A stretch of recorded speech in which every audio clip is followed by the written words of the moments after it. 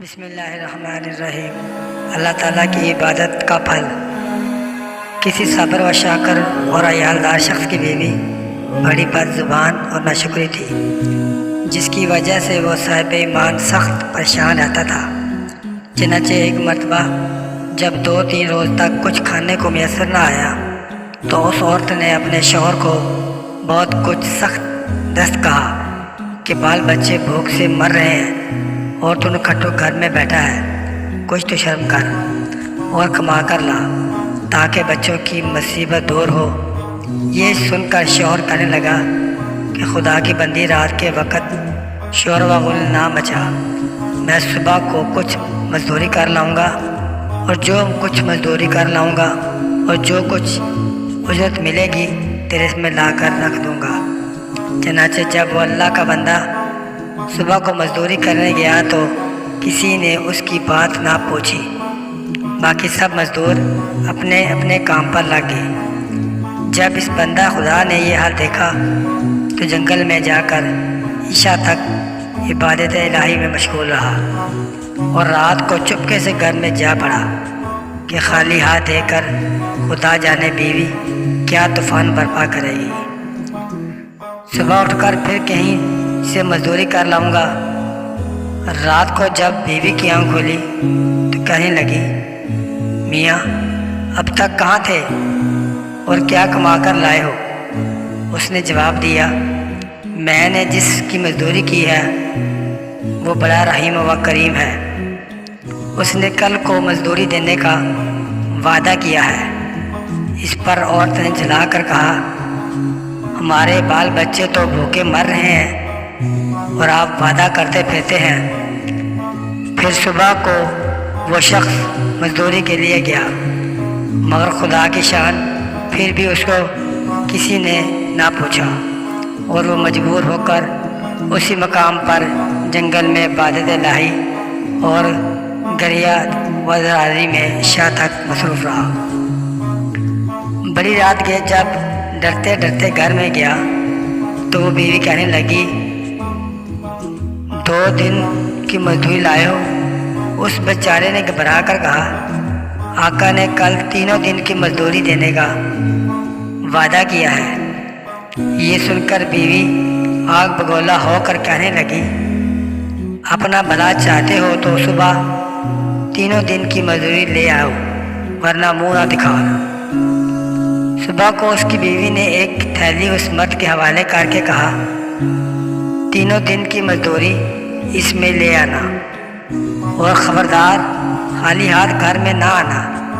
یہ سن کر بندہ خدا کی نظر عالم اسباب سے اٹھ کر مسبب حقیقی کی طرف جا پڑی اور اسی وقت سیدھا جنگل میں جا کر عبادت الہی میں مشغول ہو گیا۔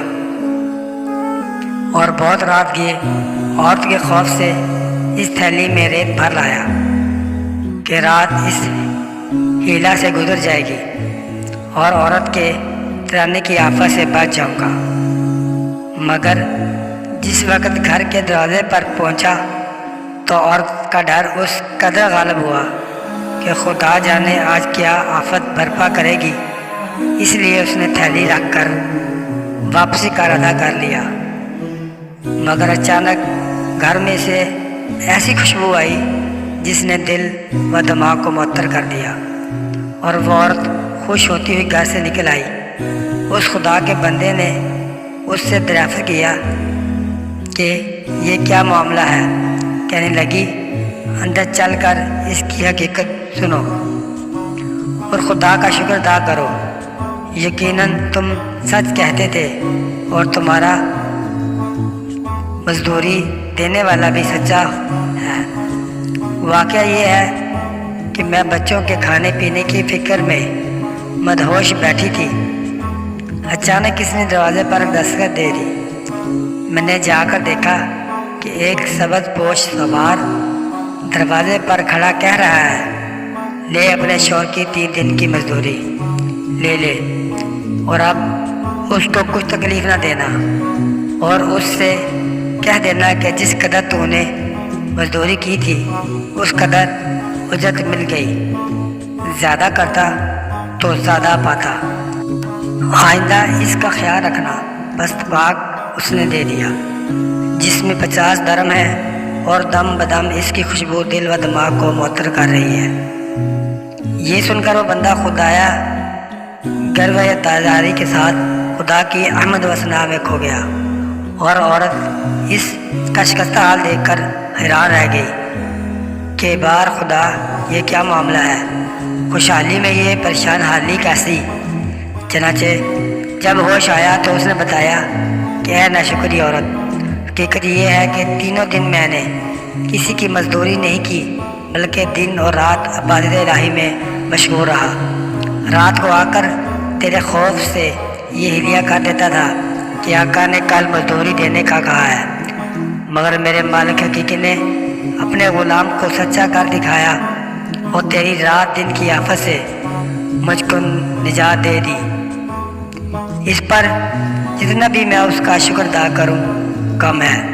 دیکھ، آج میں اس تھیلی میں تیرے ڈر سے ریت بھر کر لایا ہوں، تو اس کی کو خالی کر لے اور ریت کو پھینک دے۔ جب اس کی بیوی نے چاہا کہ تھیلی خالی کرے تو دیکھتی ہے کہ وہ تھیلی تو ایسے زر و جوہرات سے بھری ہوئی ہے جن سے تمام گھر روشن ہو رہا ہے۔ یہ حال دیکھ کر اس مرد صالح نے اپنی تمام عمر خدا کی شکر گزاری میں گزار دی۔ بحوالہ حکایت الصالحین۔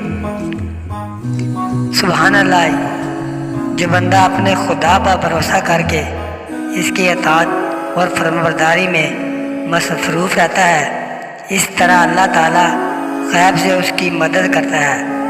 اللہ تعالیٰ ہم سب کو بھی اس واقعہ سے سبق حاصل کر کے اس پر عمل کرنے کی توفیق عطا فرمائے۔ آمین یا رب العالمین۔